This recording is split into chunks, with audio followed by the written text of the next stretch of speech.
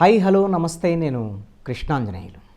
ఆంధ్రప్రదేశ్లో నూతన మద్యం పాలసీకి టెండర్ల నోటిఫికేషన్ వచ్చేసింది. ఈ రోజు నుంచి ఈ నెల 9వ తేదీ వరకు ఈ విధమైనటువంటి దరఖాస్తుల స్వీకరణ చేస్తారు. ఈ నెల 11వ తేదీన రాష్ట్ర వ్యాప్తంగా 3300 మద్యం దుకాణాలకు సంబంధించినటువంటి వీటికి లాటరీ తీసి దాని తర్వాత ఎక్కడెక్కడ జనాభా ప్రాతిపదికన దానికి 50 లక్షల నుంచి 85 లక్షల వరకు ప్రభుత్వం ఈ విధమైనటువంటి లైసెన్స్ ఫీజును తీసుకొని షాపులు ప్రైవేటు వాళ్ళకి ఇస్తుంది. ఇక్కడ ఒక అంశము, ఆంధ్రప్రదేశ్లో మద్యం పాలసీ మారుతుంది. ఇప్పటి వరకు ఉన్నటువంటి పాలసీ ఏంటి? ప్రభుత్వ ఆధీనంలో మద్యం షాపులు నడుపుతున్నటువంటి పరిస్థితి ఉంది. ఇప్పుడు ప్రైవేటు వ్యక్తులకి ఈ మద్యం షాపులకు సంబంధించినటువంటి రిటైల్ షాపులన్నీ ప్రైవేటు వ్యక్తులకి ఇవ్వబోతున్నారు. ఈ విషయంలో గత ప్రభుత్వ హయాంలో ఉన్నటువంటి విధానాల వల్ల ఎవరు లాభపడ్డారు, ప్రజలకు ఎంత నష్టం జరిగింది, ప్రజలకు ఇచ్చినటువంటి హామీ ఏంటి, వాళ్ళు ఏమి అమలు చేయలేదు ఒకటి. మరి ఈ ప్రభుత్వము గత ప్రభుత్వ విధానాన్ని రద్దు చేసి ప్రభుత్వ దుకాణాలు కాకుండా ప్రైవేటు దుకాణాలకు వెళ్ళటం వల్ల ఎవరికి లాభం జరగబోతుంది, ప్రజలకు వచ్చేటువంటి లాభం ఏంటి, ఇది నేను చర్చించదలుచుకుంటాను. గత ప్రభుత్వం ఏం చెప్పింది? మేము దశల వారీగా మద్య నిషేధం చేస్తామని వైఎస్ఆర్ కాంగ్రెస్ పార్టీ 2019 ఎన్నికలకు ముందు హామీ ఇచ్చింది. ఆ హామీని 2024 లోపు దశల వారీగా వాళ్ళు అమలు చేయాలి.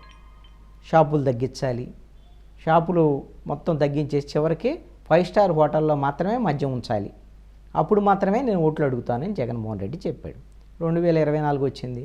అప్పుడు వరకు అనేకమైనటువంటి ఎత్తులు వేశారు, మాటలు చెప్పారు, మద్యం రేట్లు పెంచారు, ఆ రేట్లు పెంచింది తక్కువ తాగుతారని అని చెప్పడానికి ఇలాంటివన్నీ చేశారు.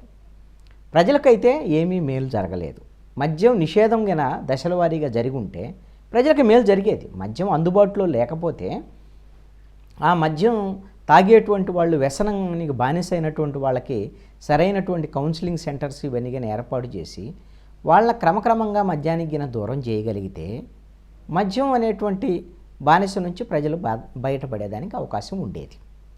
ఇంకా ప్రభుత్వానికి ఆదాయం అంటే ఇంకొక మార్గం చేసుకోవాలి, అంతే తప్ప ప్రభుత్వానికి ఆదాయం కావాలంటే ఈ మద్యం అమ్మితేనే ఆదాయం వస్తుంది అనేటువంటి విధంగా వాళ్ళు ప్రజలకు ఇచ్చినటువంటి హామీలు మర్చిపోవటమే కాకుండా, ఏ హామీ?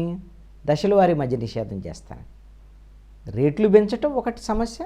రెండోది ఏంటి అని అంటే, వైఎస్ఆర్ కాంగ్రెస్ పార్టీ చేసినటువంటి అంశము, వాళ్ళకి ఇష్టం వచ్చినటువంటి మద్యాన్ని వాళ్ళే తయారు చేయించేసి, ఇప్పుడు మిథున్ రెడ్డో, పెద్దిరెడ్డి రామచంద్రారెడ్డి కుమారుడు, అదేవిధంగా విజయసాయి రెడ్డి వాళ్ళ అల్లుడు, ఇలాంటి వాళ్ళ కంపెనీలకు సంబంధించినటువంటి వాళ్ళు మద్యాన్ని తయారు చేసి, ఆ తయారు చేసినటువంటి మద్యాన్నే ప్రభుత్వానికి సంబంధించినటువంటి షాపుల్లో అమ్మించటం అనేటువంటి, దీని ద్వారాగా లబ్ధి పొందినటువంటి వాళ్ళు ఎవరు? వైఎస్ఆర్ కాంగ్రెస్ పార్టీకి సంబంధించినటువంటి నాయకులు. నష్టపోయినటువంటి వాళ్ళు ఎవరు? ప్రజలు. ఏంటి? వాళ్ళు రేట్ ఎక్కువ పెట్టి కొనుక్కోవటం, అది కూడా నేషనల్ ఇంటర్నేషనల్ బ్రాండ్స్ ఏమి అందుబాటులో లేకుండా వీళ్ళు తయారు చేసినటువంటి ముందే తాగాల్సినటువంటి గత్యంతరం లేనటువంటి పరిస్థితి రావడం. రెండు దెబ్బలు, చెంప దెబ్బ గోడ దెబ్బ అన్నట్లుగా రెండు వైపులా ప్రజలే నష్టపోయారు. మరి ప్రభుత్వానికి ఏమైనా లాభం జరిగిందా అంటే, ప్రభుత్వానికి కూడా లాభం జరగకుండా వీళ్ళు కొన్ని ప్రభుత్వ ఆదాయానికి కూడా గండి కొట్టేటువంటి విధంగా కుంభకోణాలకు పాల్పడ్డారు.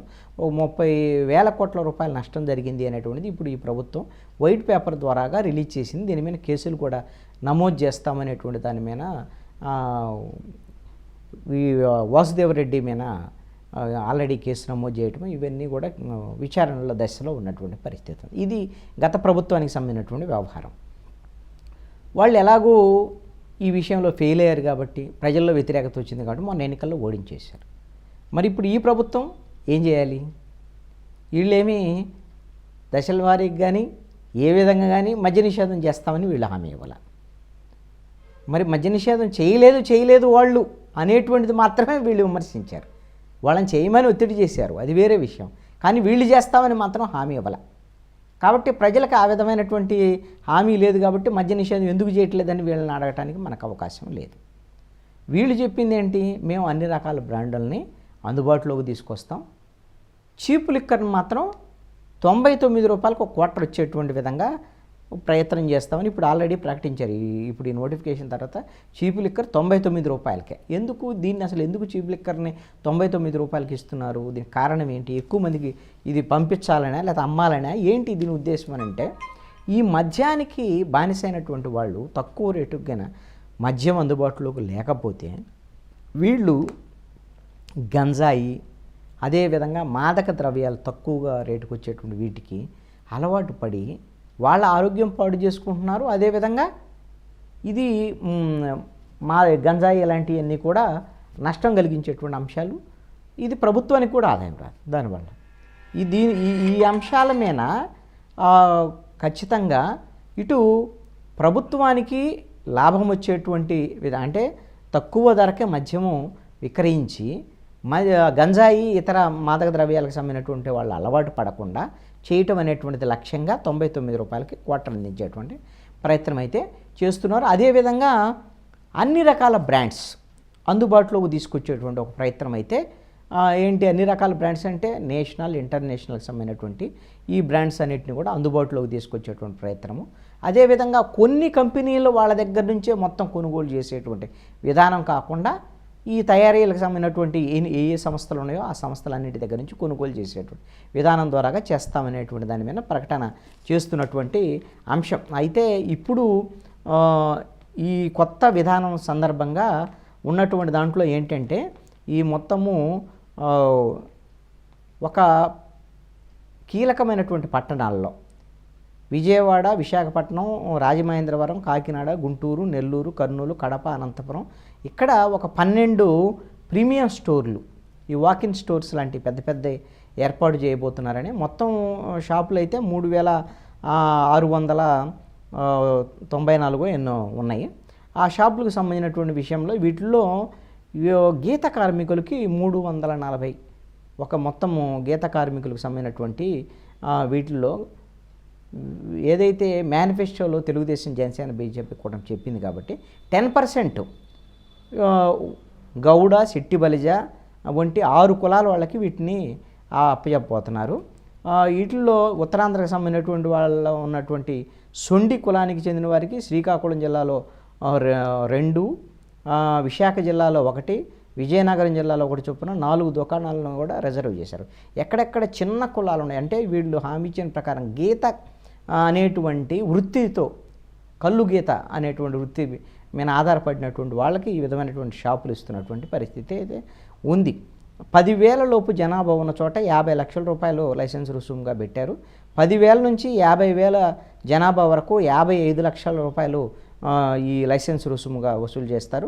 50,000 నుంచి 5 లక్షల వరకు జనాభా ఉన్న చోట 65 లక్షల రూపాయలు ఈ లైసెన్స్ రుసుము ఉంటుంది. 5 లక్షల పైన జనాభా ఉన్న చోట 85 లక్షల రూపాయలు ఈ లైసెన్స్ రుసుము ఉంటుంది. మొదట అయితే ముందు లాటరీకి తీయడానికి ముందుగా అసలు అప్లికేషన్ పెట్టాలంటే 2 లక్షల రూపాయలు కట్టాలి. ఈ 2 లక్షల రూపాయలు తిరిగి నాన్ రిఫండబుల్, తిరిగి రావు. ఎవరికి షాపు వాళ్ళకి లాటరీలో వస్తే వాళ్ళు లైసెన్స్ పొంది వాళ్ళు షాపు రన్ చేసుకోవడానికి ఈ ధరావత్తు లైసెన్స్ రుసుము అనేది 6 times ఏమో చెల్లించేటువంటి విధంగా చేసేటువంటి పరిస్థితి అయితే ఉంది. ఆంధ్రప్రదేశ్లో కొత్త మద్యం పాలసీ, కొత్త మద్యం షాపులు ఈ నెల 12వ తేదీ నుంచి అమల్లోకి రాబోతున్నాయి. అప్పటి వరకు పాత మద్యం షాపులన్నీ కూడా యథాతథంగా 12వ తేదీ వరకు పాత షాపులు యథాతథంగా కొనసాగుతాయి.